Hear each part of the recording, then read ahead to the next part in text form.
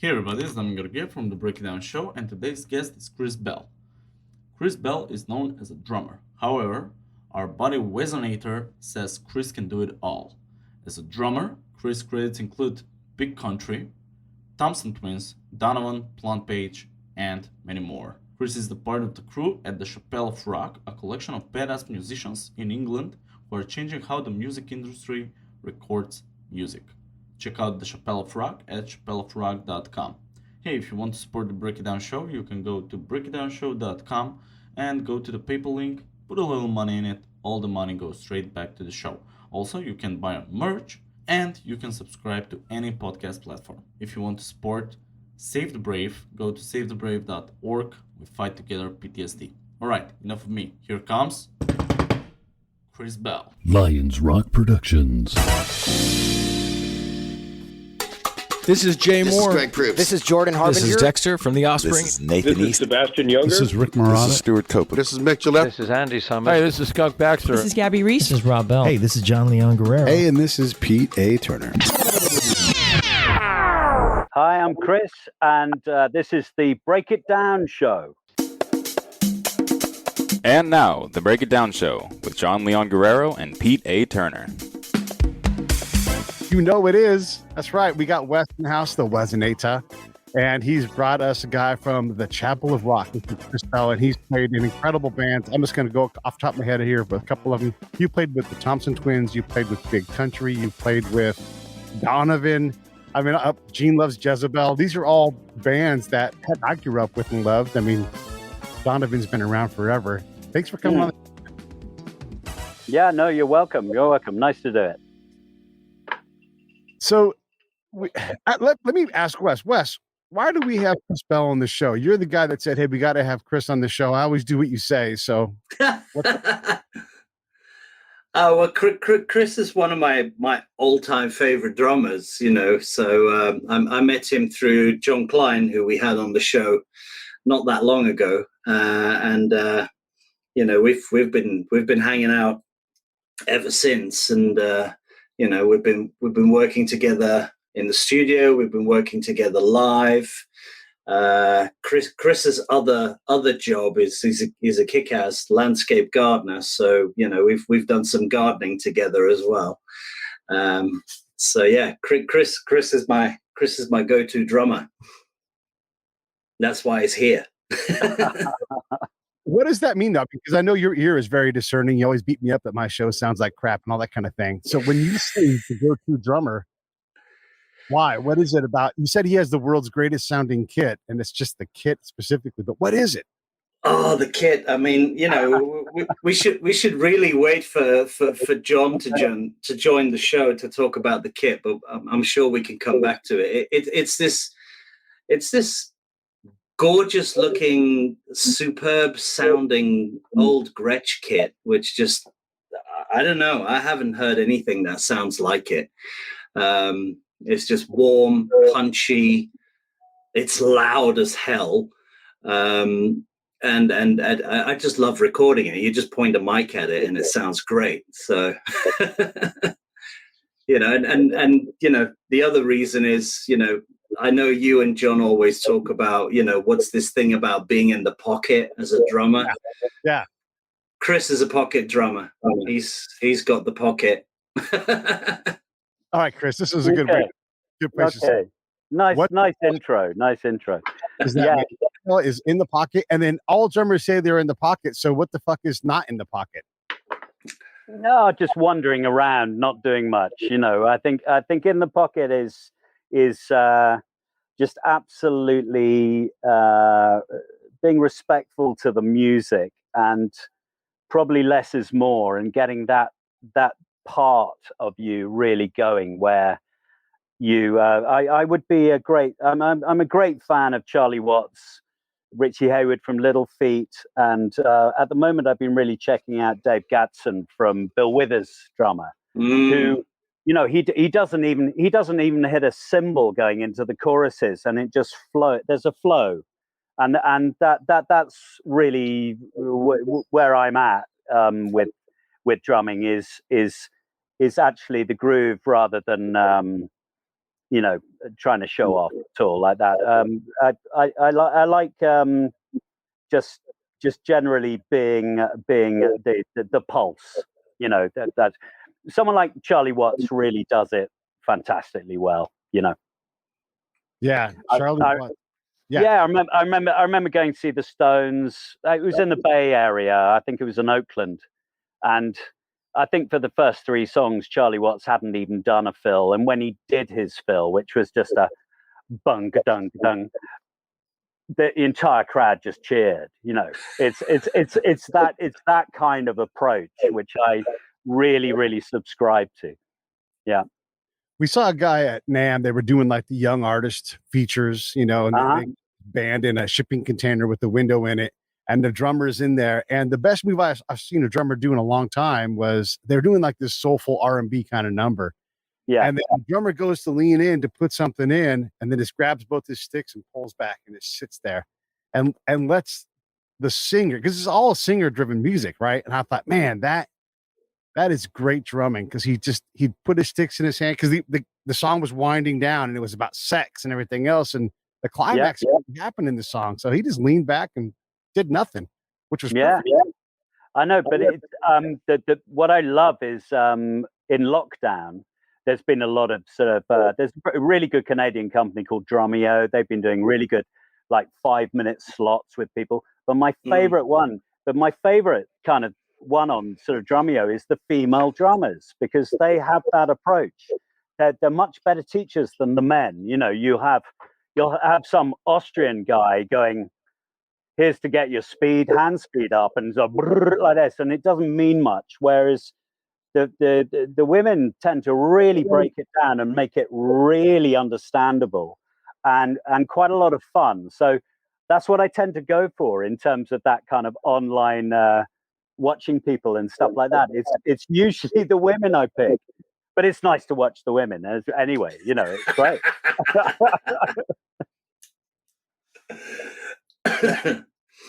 Wes, what do you think about that?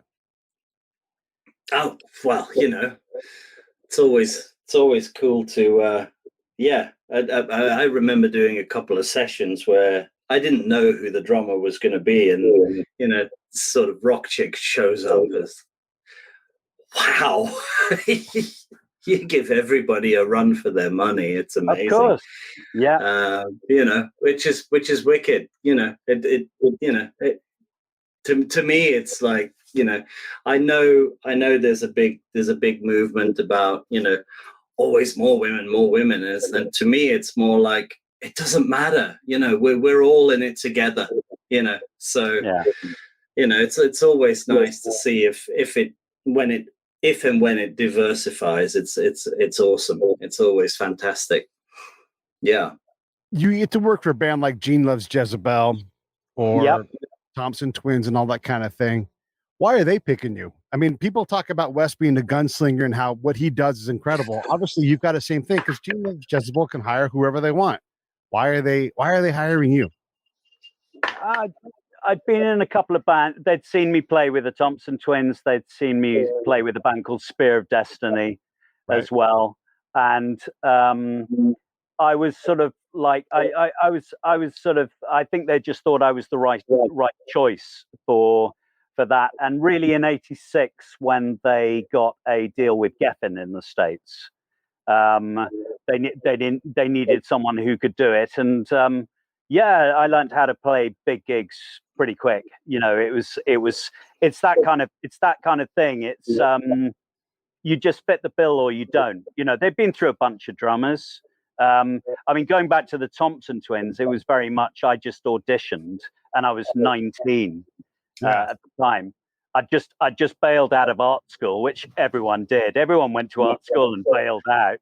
And this was 1980. They were about 27. I was 19. I was the kid. And they just thought, well, let's give them a go. And so I lasted two and a half years with that. And that was a great way to start, because it was really my university days. It was the equivalent of my university. And so I knew everyone. All my mates were at university all over Britain. Right. So wherever I went, was there were friends, and the Thompson Twins were kind of weird. They had sort of quite a few rules, you know, that they would, you know, we couldn't say certain things, we couldn't use certain terminology, and it was a vegetarian band, which was a disaster back in 1980. It was horrific, the vegetarian food. And so I called, like, Edinburgh up in Scotland, where I knew people, I called it Sausage City, because I'd just say, I'm coming up tomorrow, get the sausages on, you know, and I just like, that would be it. It would be, yeah, I'd get my meat hit, you know, by just staying with people, you know. It was, that was good. But it was a really good band as my first band, because it kind of got me to a level where I went into Spear of Destiny and did Spear of Destiny's first album. And that album got me more work than I ever had from any other sort of band in the 80s. That was the one that got me so much work. Yeah. You said off mic that you've been on, I think it was 14 US tours, which was the big, and then what was the difference between a big gig drummer that you learned to become and just like a guy that goes on tour with Donovan who's playing state fairs? I think with something like Gene Loves Jezebel, where there was one tour where it was Echo and the Bunnymen, New Order, and Gene Loves Jezebel opening up. So I learned how to do stadium rock well. You know, it was kind of, you know, which is different. I mean, a lot of people talk about playing to the room, you know, where, you know, but you kind of learned how to play with the ambience. You know, you'd actually find the sweet spot in a big gig where the track would sit, rather than, you know, just like plow away like a nutter, you know. And so I just learned, it was just by chance, you know, it was how to do it well, you know. That's what you're after. And Gene Loves Jezebel was great, because we used to do B-sides in Ocean Way. Do you know what I mean? It was like, we worked in the best studios and with the best producers at that particular time, you know, people like Jimmy Iovine and stuff like that. So it was like, that was a good patch. That was a good patch. I want to ask two real quick questions. I'm going to stack them together. Then I'm going to let John, because John showed up. Okay, so first off, how do young guys like you, who you go get a gig with the Thompson Twins in the early 80s, holy shit, they're about to explode, and you're this baby who, you know, Don Henley might have got an F in music in college and left and was, you know, basically created the Eagles. But how do you, or Steve White, who gets, you know, into that style council gig and he's like 12 or something, he's so young. Yeah. How do you guys keep up with a pro musician, you know, like the Thompson Twins, who already have rules about being in the band, or Paul Weller, who's like done everything at this point? And then the other question is what era of Big Country did you play with Big Country? And then I'm going to let John talk, and I'm mostly going to shut up. Sure. I think the thing with starting out like that was I watched every band that we were supporting. And one of the best bands ever that we supported was in Jury and the Blockheads, which again would have been much, much older. And I was just like by the monitors watching every single move. And you'd do that, and you'd just watch and watch and watch, and you'd learn. I learned completely on the road. I'd never taken a lesson. I missed punk, right? The first year of punk, 76, I completely missed, because I was playing along with headphones to vinyl to the Isley Brothers, Earth, Wind and Fire, Casey and the Sunshine Band, anything with a funky groove. And punk came along, and I was like, what the hell's that? Right. And I was still like just firmly in the funk thing, you know, Isaac Hayes, you name it. I was just there. I only got punk really in 77, you know. Yeah. And that was really that. In terms of Big Country, that was much later on. That was about 91. And Stuart, who that lovely guitarist, sadly no longer with us, he really liked it, because I just showed up with a 5-piece Gretsch with a Ludwig Black Beauty. And he said, are you going to use that for the tour? And I was like, yeah, that's what I use. Because Mark Brzezicki, the guy, had a 16-piece kit with gong drums and octobands and you name it. And they said, we'll send over the Luton to pick up your kit. And I said, no, I'll shove it in a taxi, you know. And I just turned up with this thing. And they were just like, this is so good. And I was rock out Chris for them, really. it was a different kind of tour, and it was great fun. I really, out of most people that I've worked with, that was one of the nicest bunch of people I ever came across.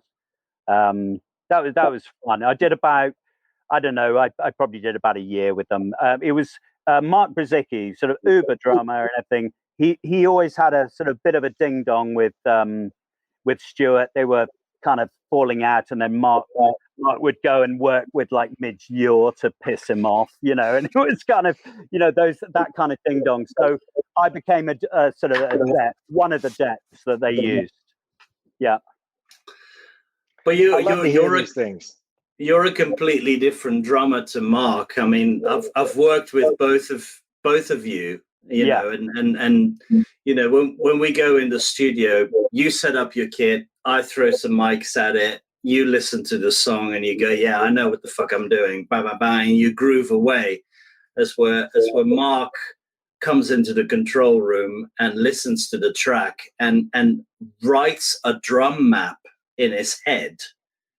I mean, it's probably safe to say he's more of a prog approach drummer, and you're more of a rock feel groove drummer. Yeah. You know, I'd agree with that, but I'm in terms of the album that we did, Wes, with Raie, and you'll remember the takes we did. Where we're talking about milliseconds, but it was where the vocals sat, wasn't it? Yeah. It was Absolutely. We were after where the vocals just sat down, and actually everything was the same tempo. It was click tracked, but it would be suddenly the vocals would sit and they had space. Yeah, and then we'd absolutely. we'd go, that's the take. So that was the approach, and I think. But for me, that's the approach that I have, and I'd be employed for that. I wouldn't be employed for a jazz session or a prog session. Do you know what I mean? I'm much more, give me Bill Withers.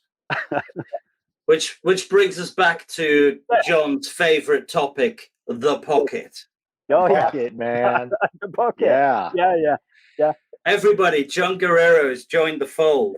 Hey, you know what? This is the greatest fold because, you know, I love the groove drummers, man. I'm a groove drummer myself. I'm in a band called Uncommonwealth, which I'm going to shamelessly plug because we have a gig this weekend at the Black Star Pirate Barbecue at the San Pablo Marina. Come out and see us from 3 to 6. But, you know, all my favorite drummers are the guys that, you know, that I'm sure that you were listening to and I was listening to too, Murata and Purdy and, you know, just the guys who just lay in the pocket and make everybody else look good. And you've made a career of it. Yeah. I haven't really done anything else. Well, you know, Wes says that you've got the best sounding kit he's ever recorded, and that's really saying something. What other tricks do you have up your sleeve in terms of putting it down for everybody?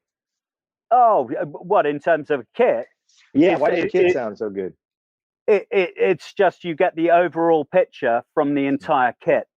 You don't get you know, it's not about the separation of things and you know, all the hoo-ha around it. Oh, you know, I can't play. I haven't got an 8-inch tom. Do you know what I mean? It's what you get. You know, it's the type of thing where you want the overall picture of the kit. And I like Wes often does the Glyn Johns mic technique of the 4 mics. Yeah. Which is 2 condensers. Yeah. Yep. And that.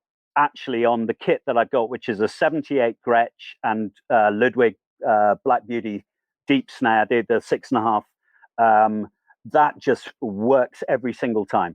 That 4 mic Glyn Johns technique, it gives an individuality to it, where you're not doing so much, but everyone goes, oh, that's Chris, and that's what happened. Yeah, and that's the way it goes. Wes, I got a question for you. How much of it is the kit and how much of it is Chris? I would say 70-30, 70 being Chris, 30 the kit. You put another player on Chris's kit, and it's not going to do the same thing. Right. But but that kit it holds a place in my heart, because that thing is something else. And I mean, sorry for anybody who's not a drum geek, but that Black Beauty, I've recorded, more Black Beauties than you can shake a drumstick at, but that Black Beauty is the only one that trumps all of them.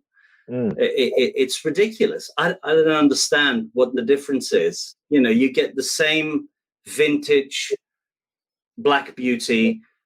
It doesn't sound the same like Chris's Black Beauty. I have no idea what it is. But I mean, Chris is the reason that I am a drum geek, because I am not a drummer. I mean, I can just about hold a straight 4/4, but I'm definitely not a drummer. But when I'm doing a session, I'll always gravitate towards the drummer and go, "Oh, what are you using there? What kind of sticks are you using? What are your cymbals? Are you using coated black dots or clear skins?" I'm that boring dude who just goes, "Oh, what are your drums?" It's all because of Chris, because he is my sort of benchmark. If Tom, I don't know what it is, Chris, about your kit, but your toms just, you rack them up and it just sounds great. Yeah, but also I've been using the same kit. It is the same kit. It's the same kit. I've been using it for 40 years. Yeah, it's worn in. And when I got it, I took it completely to pieces. I can't remember who told me. I think maybe the guy I bought it off. He said, "Okay, it's a really lively Gretsch, and there's no damping in the lugs at all." I took the entire kit to pieces, took all the lugs off, right down to the shells, glass papered all the shells till they were completely smooth, put felts and oiled the felts, and put all the lugs back on, blah, blah.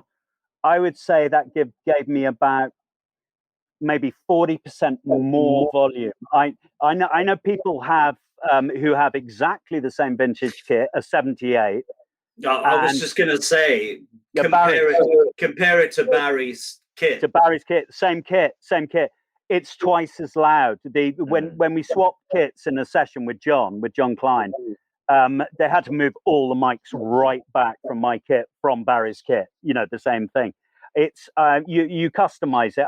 I would never sell it in the first place, but it would be unsellable. It's so customized how that kit is. It's got different things just stuff I've plundered over the years and found in shops. So it's a very simple kit. I normally use the four drum kit, but sometimes a 10. Sometimes I've got a massive 18, which can just be the thump, So it is about playing the same thing. And I've met so many drummers over the years who the usual question is like, "How many kits have you got, dude?" Like this, right? And I just go, one like this, and that's it. And they're like, I'm like, "How many kits have you got?" And they go, 9. And I'm like, "How many do you use?" And it's costing them a fortune in storage. I mean, it's like, it's mad. Just have the one kit, specialize. That's it. Yeah. Did you do anything else? Did you do anything to the edges? Did you cut the edges or? Not really. Just really went with glass. Just really glass paper. Just the thinnest glass paper I could find, and really went at it and went at it, top and bottom, and really did that. And it gave seriously gave me a load more volume. It was like a much bigger sound. Yeah. You just cleaned all the stuff off of it. Yeah, let it ring.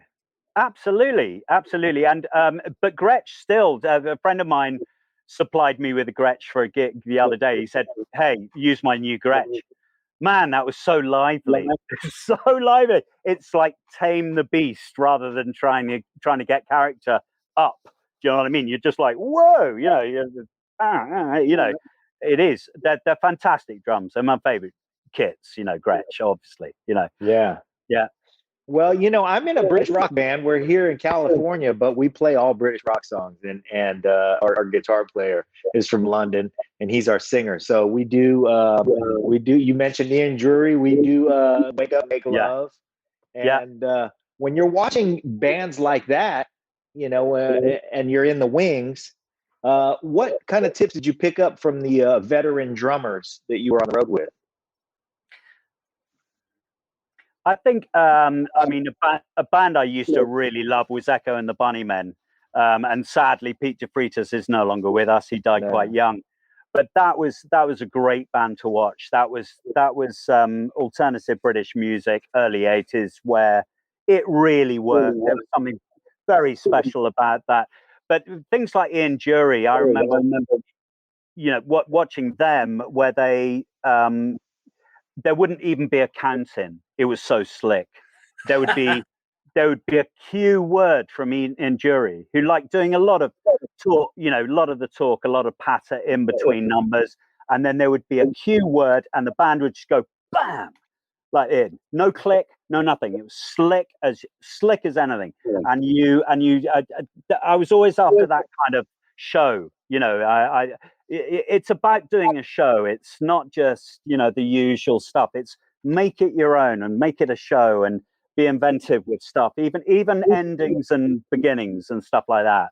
That's where the fun comes, and that's where a real seasoned band who's played for, let's say, has been on the road for 3 months or something, you go and watch a band like that and you're just like, okay, you're really doing it. That's where it becomes amazing, and that's why I still like to tour. Wow. Yeah. Well, having played with a band like the Thompson Twins, how much are you playing to anything that's tracked already? Not when I was doing it. It was very much the early kind of drummers. We had percussionists just turn up and join in. Great, great Rasta percussionists used to just turn up. We used to have a sound system where there was a reggae dub system called the Mighty Observer from Brixton, and they used to plumb in these wardrobe speakers to RPA, and we do all that, and it would turn into a drum workout. Really, it was quite a market in terms of the early stuff compared to what they sort of became later on. Oh yeah. So when you're part of the evolution of a band like that, because you played on their first 2 albums, right? Yeah. And you see them take a different kind of direction. Sure.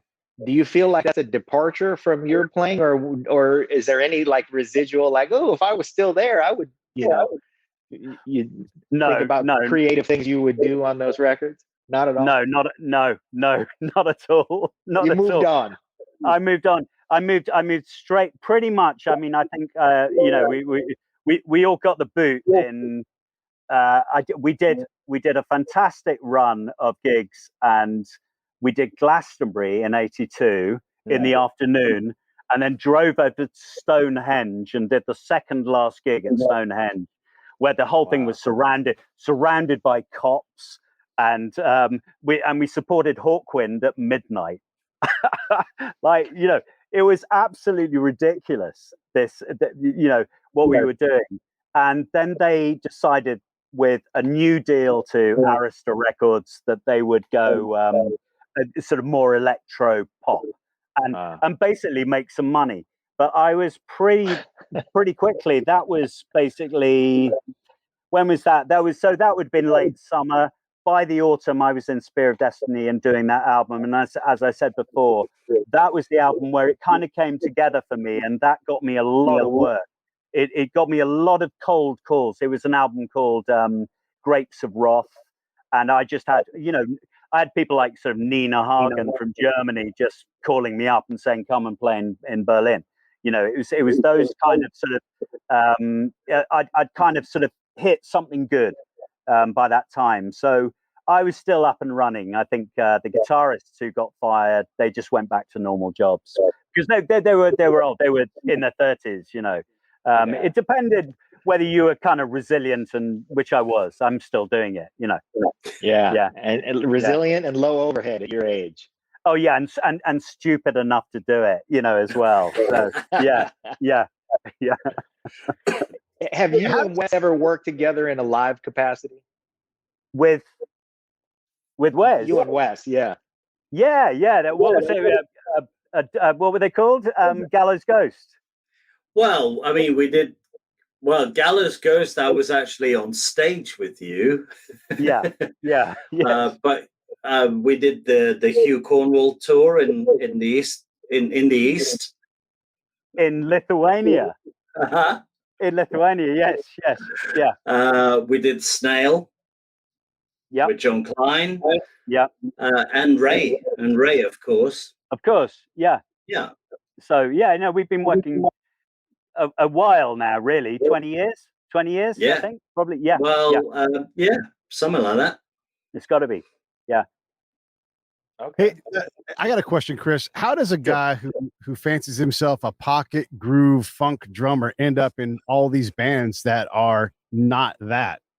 I mean, not that there's not funk and groove in the Thompson Twins and that kind of thing, but why didn't you just get jobs in a bunch of bands that played the kind of music that you like to play? To be honest with you, it would have been what came along.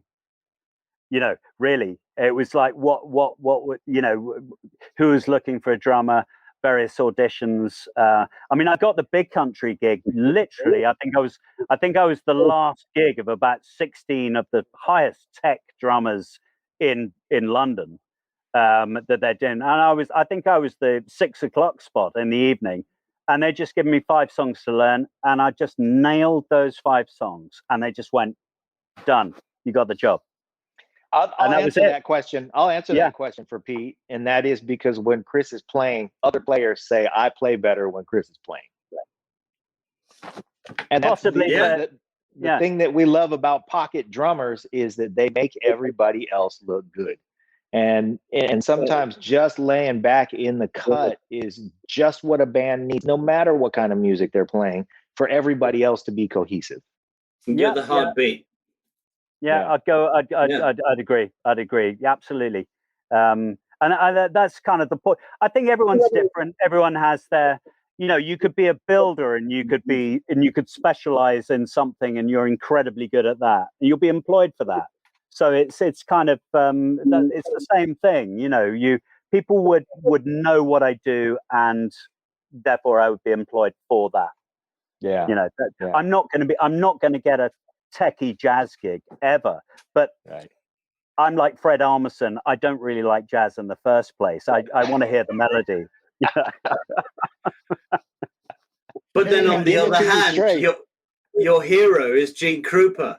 Well, that's why I started playing. I saw it was called the Gene Krupa Story in the States. It was called Drum Crazy here, and I just looked at it. I was about 14 or 13 or 14, and I just went, yeah, that looks fun. I'm going to do that. That was it. And I asked my folks. I said, "Can I have a drum kit?" And they went, "No." And of course, yeah, of course. And my granny died, and in her will, she left me 300 quid. I just went out and got a kit. Oh, thank you, Granny. Thank you, Granny. Yeah.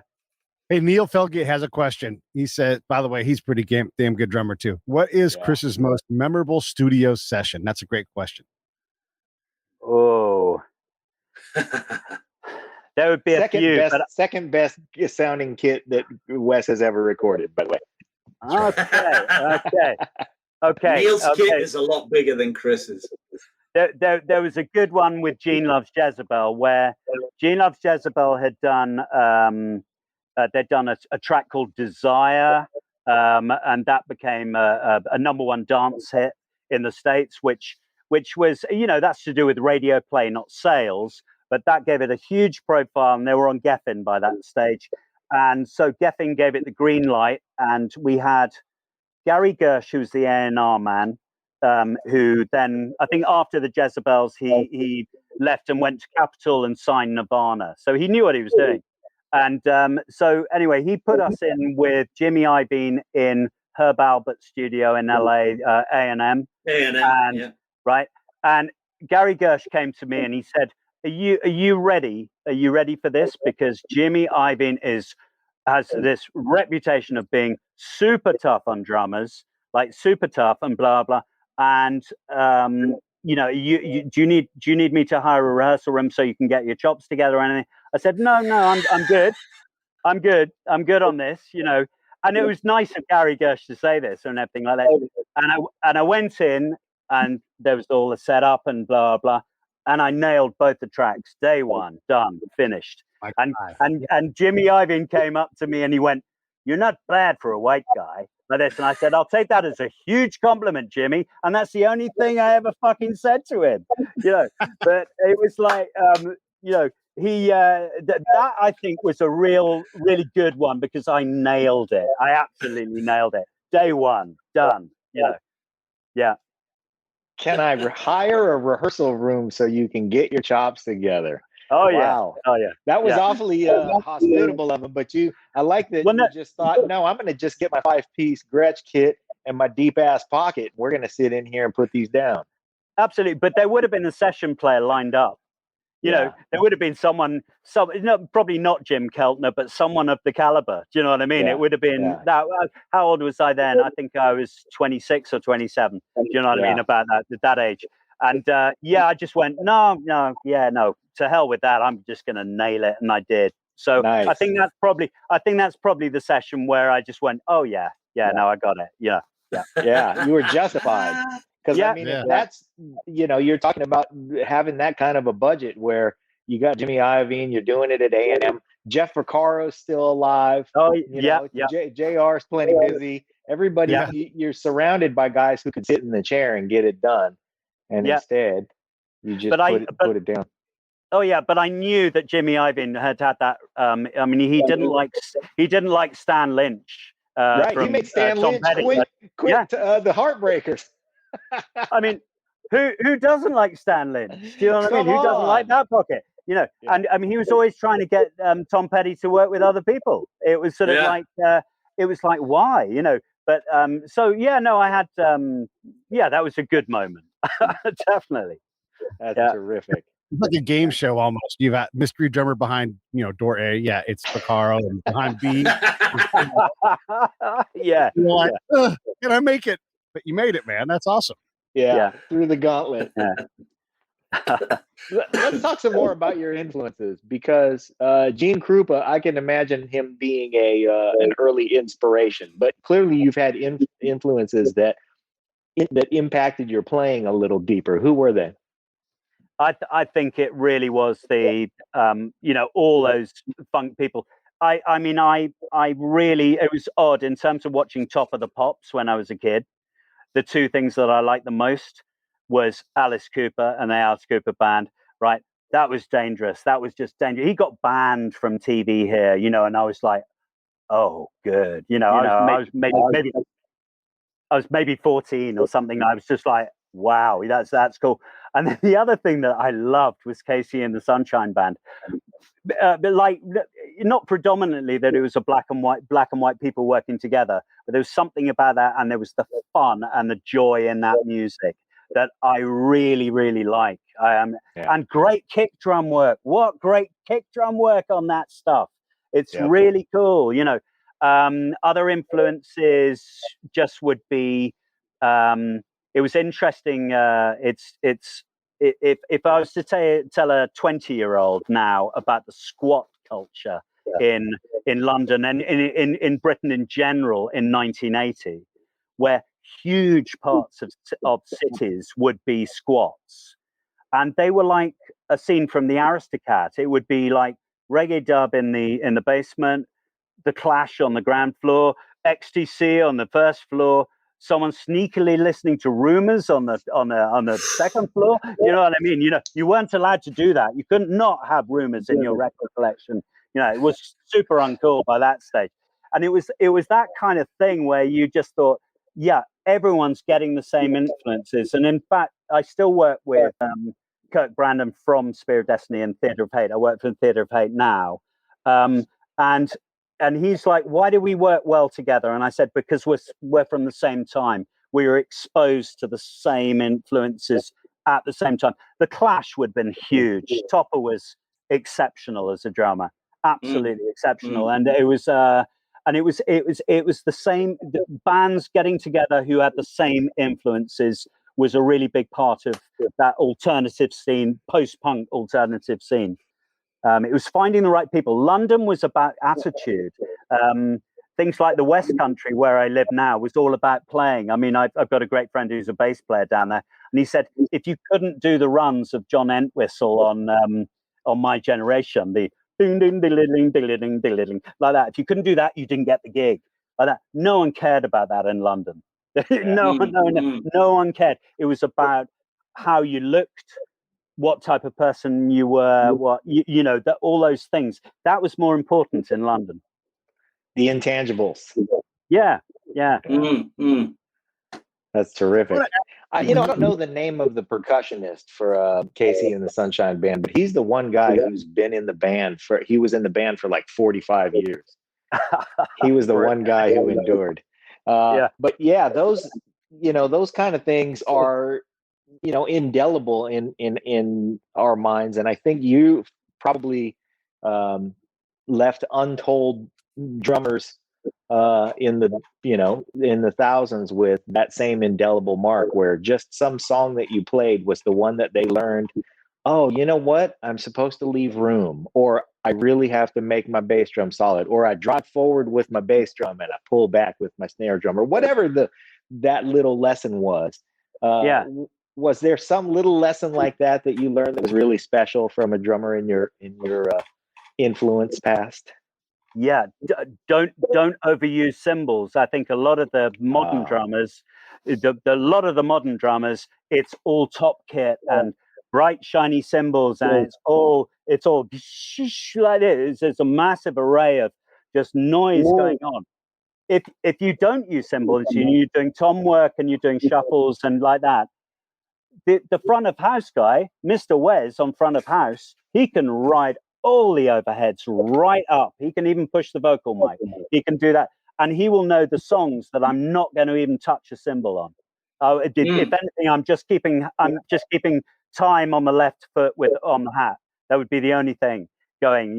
Like literally a lack of cymbals rather than use them. And then when you do use them, they become real stabs and punctuation points and everything like that. And then when you're doing maybe a sort of like a ride thing that's more complicated, again, it just sounds completely different to what you've been doing before. So you just mix it up. But I would say that's one thing that I've really learned, and what in terms of me now being sort of 60, it's like if I have drummers ask me about sort of why no cymbals, and I go, ask the front of house guy.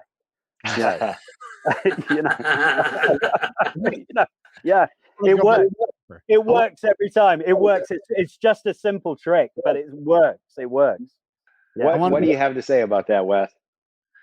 It's true. I mean, especially in smaller venues, like the typical sort of smelly, sticky floor London rock venue. Yeah, they exist. There's usually not even a pair of overhead mics, because those things are so fucking loud. Those faders won't even go up. So yeah, that makes total sense. Sense. Yeah. How about if you're playing an outdoor barbecue joint? Because that's what I'm faced with this weekend. I'd love to be doing that. I'd love to be doing that. Well, outdoor barbecue joints. I think the weather forecast for you, John, is about 18 miles an hour wind. Your cymbals are going to flange like buggery. Hey, what is it? For the Eagles. Where's the middle of Life in the Fast Lane, my favorite, the only track I like by the Eagles, because it sounds like ZZ Top, doesn't it? It just does. Wow. Chris, what act have you not played for that you'd like to play for still? Oh, good play. Some of the in terms of a female, I'd love to do some work with PJ Harvey. Oh yeah, she would be really, really interesting to work for. And in terms of a male singer, I think Ian Brand from the Stone Roses. I'd love to do like a solo. You know, his solo. I'm a big fan of his solo work as well. And yeah, it would be PJ Harvey and Ian Brand.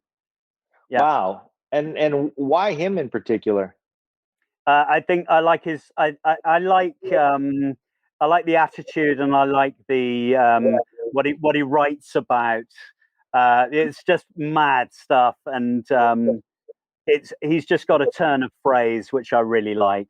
And yeah, I think he's got a lot more than people give him credit for. You know, yeah. And PJ Harvey's a different kind of artist. Why her? I just think she's got something that a lot of female singers don't have.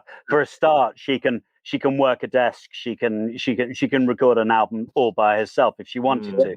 But she works with people. She's very interesting. She was very, I think earlier on, she was very unsure of herself, and then suddenly there was just a moment where it came together, and she was suddenly really confident and really powerful. And so I really like her for that. And yeah, she constantly, she has a few regular guys that she uses, and then there's just floating other people that she uses again. Yeah, that would definitely be my first choice.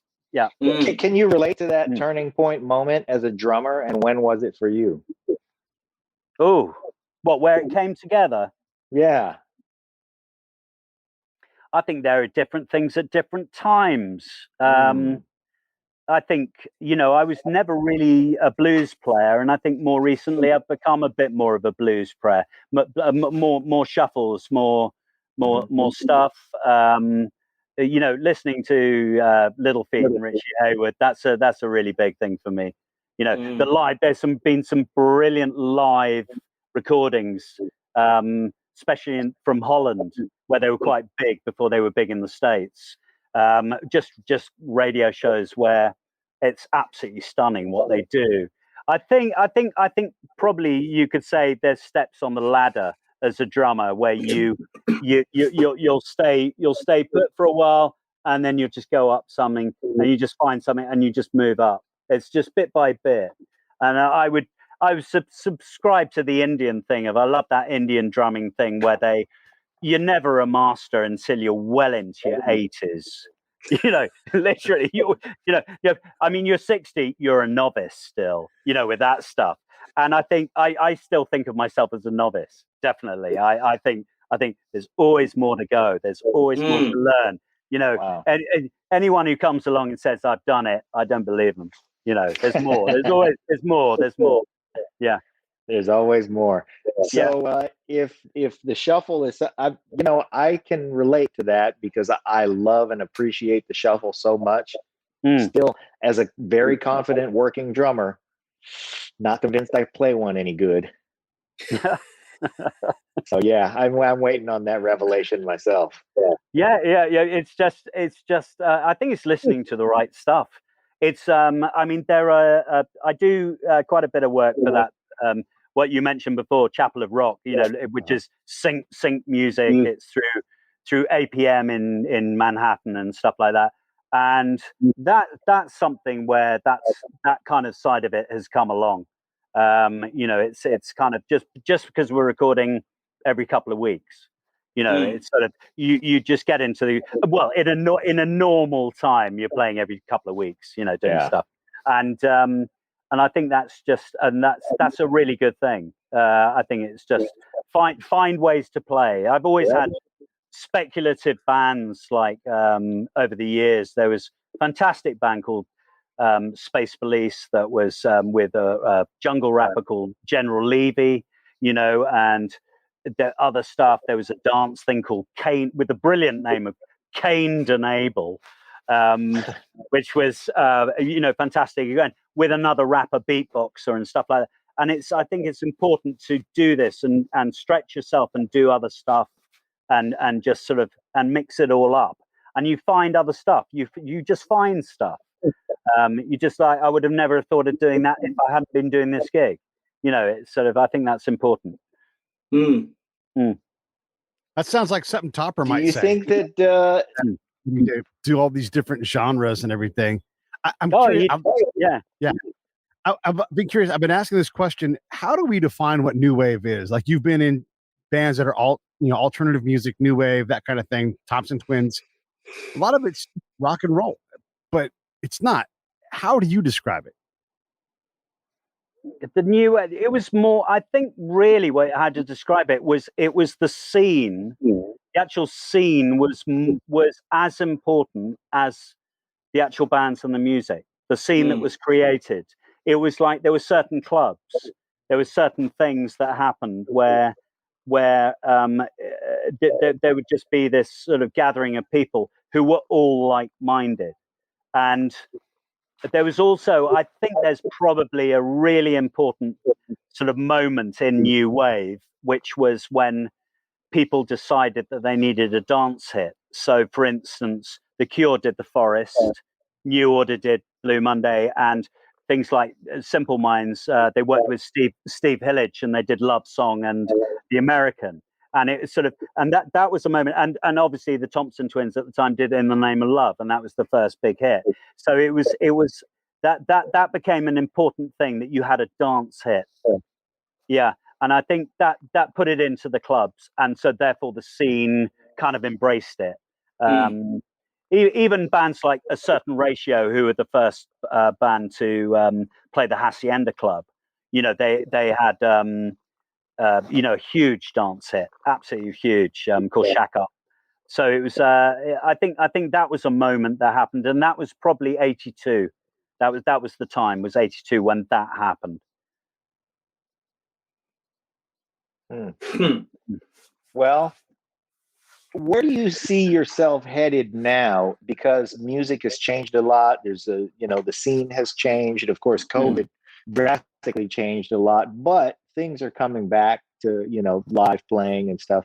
What do you envision yourself doing in the next few years? Well, I'll certainly be doing Theatre of Hate with Kirk Brandon. I mean, I've known those people since '83, so it's like a big band of brothers, and it's a lot of fun going on the road. It still is a lot of fun going on the road, and hopefully we'll be able to get into Europe. We just don't know yet. That's the thing, which is we have no idea. I see myself just I'll carry on with that. I'll carry on with the sync music. It's actually a discipline that I quite like, because it's co-write, and it's idea brainstorming on a really fast level. We get tracks done for that in like 2 hours flat.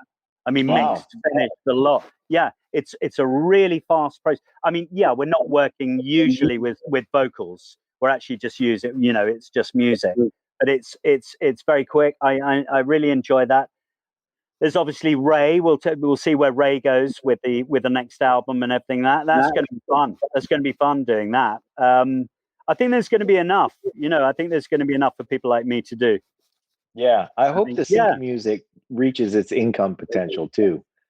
I think it does at bits and bobs. I just watched we got a track on a Netflix thing called Deadly Illusions at the moment, and the eye of illusions is a knife, and the picture is two women having a picnic, and I just went, oh, it's obviously the nanny did the murder, and I was absolutely right.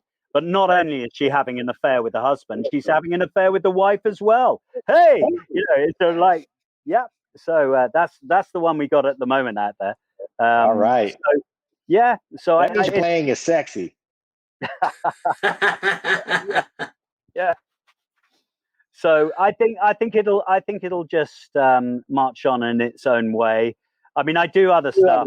It's I'm not that worried about it. I feel concerned for very young musicians at the moment, but my nephew is just about to do his first tour in Holland. So, he's a blues player, so he's off to Holland in September. So stuff is happening. It's okay. Yeah. Oh, that's good. Yeah. Well, and the other part of that question is, of all the stuff that's happening, what is it that you want to do to carve, your spot, because you've done practically everything. You've, toured the world, you've recorded a ton. Which of those things do you want to sort of ease into to claim as your part of the territory, as you experience as part of your career where you're a veteran? I think probably co-writes with writers. I think co-write, that's interesting. And you can also, I mean, I'll jot down.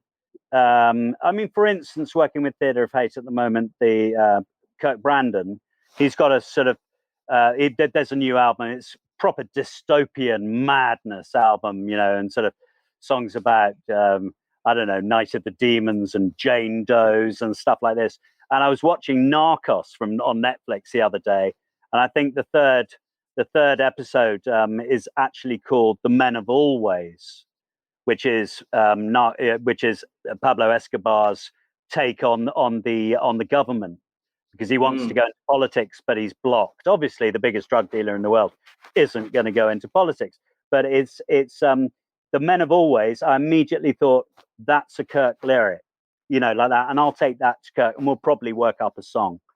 So it's kind of it's those kind of ideas where it's a simple idea, and he'll either go for it or not. But I think those are the ingredients. That's all you need as an ingredient, is a little idea like that. Something you see on TV or something someone says in the street. I loved, there was an interview with Mark Knopfler where they went, how did you get to write Money for Nothing? And he said he was in a guitar shop, and a delivery guy walks in and just starts slagging off everything in the guitar shop. Well, this is just money for nothing. I bet you get a blister on your finger, like playing that one, and that one must sound Hawaiian, and blah, blah. And Knopfler's just literally on the desk of the guitar shop and just pens it. The song's written in 15 minutes flat. It's that kind of stuff. It's a great thing, and that's where good music comes from. Situational music, anyway. Yeah. That's terrific. So it almost sounds like your playing it's just the language you speak, and you're seeking other forms of creativity on top of that. Just like the rest of us sort of want to do something and create something, but we all know how to talk. Your drumming is just a natural part of the way that you communicate, the way that we all just say things to each other. Is that fair to say? I would say that's fair to say. And other producers than Wes and everything, they're just going, you just play what you want to play, don't you? And I'm like, yeah, but they're like, but it works, it works or it doesn't work. They can ask me to do something else. I'm fine with that. I'm not precious about it at all. But I mean, it's usually the stuff, how I see something will usually work in that format. It's yeah. But I wouldn't be the usual. I mean, a lot of people do the Brzezicki, the high end session guys probably do write roadmaps, because the client's playing a load of money. They can actually see the process. Do you know what I mean? With me, I just listen to a track once and then go, okay, let me at it. Let me at it, and I'll go for it. Do you know what I mean? And that's the way I work, So they might go, oh, he's done in half an hour, So yeah. So it's I think different things for different people. I think that's it. Yeah. Wes, will you tell us something about Chris's ability to say the right thing at just the right time? I mean, musically speaking. Well, I've been thinking about this because I had a feeling this question might pop up, and I'm not sure if it was the right thing at the right time, but it definitely was for me. It was like we were at a gig deep down in Lithuania, and I was at front of house, and it was such a bizarre gig because the backstage was a strip club, and there are some pictures of Chris and I on the there are some pictures of Chris and I on the pole together. Yeah. But we went to do this gig, and there were not that many people there. It was freezing fucking cold out there. So, but serious song, really cool track. We got front guy doing his thing, bass player doing her thing, Chris is doing his thing, and in the middle of this, I'm at front of house, and in the middle of this song, Chris blasts this ridiculous drum fill, and I corpsed, and the bass player corpsed, and Chris was trying to keep it together because he was belly shaking with laughing, and the main artist had no idea what had happened, and we were all corpsing. And for me, that is it. I mean, putting the right thing at the right time, you know, when you're at a basically a shit gig, and Chris just nails the most comical drum fill on the planet. Oh yeah, and we had the best time that night, and we just corpsed.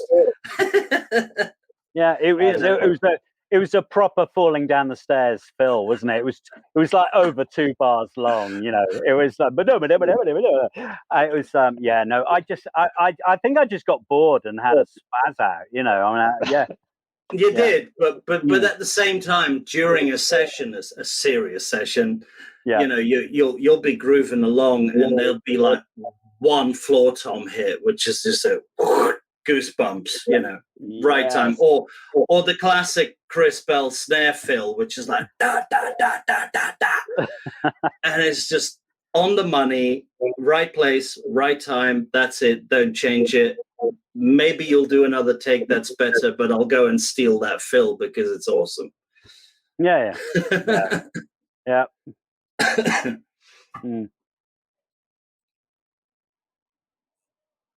Anything else? Anybody got any closing thoughts? Closing thoughts. Oh my God. Closing thoughts. We have to tell you about John Klein. Absolutely. I was waiting. Wes wanted me to tell you about the Specimen Tour with John Klein, which was the craziest thing that I had ever done in my life. And when I was in Gene Loves Jezebel, people in LA asked me about it all the time, right? What happened? You know, it was quite extraordinary. And we were in Minneapolis, and we'd done a gig, I think at Prince's Club. You know, we'd done a gig there. And it was a weird hotel with a swimming pool in it, and they were all making fun of the goths, all dressed up and everything like this. And I think we did it. I can't remember. I think we did a runner from the hotel. We got to the airport. We got to the airport, and John, who'd been up for about 3 days,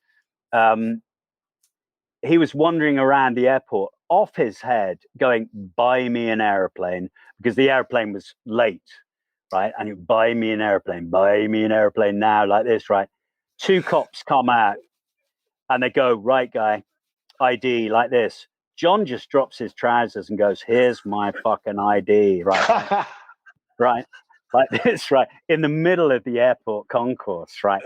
All goffed up. I mean, looking like something from, you know, like a zombie from Halloween, and he's it's like we just grab him and we just like manage to calm the cops down, you know. I mean, like, because we're just like, oh God, jail in Minneapolis, the entire band, you know.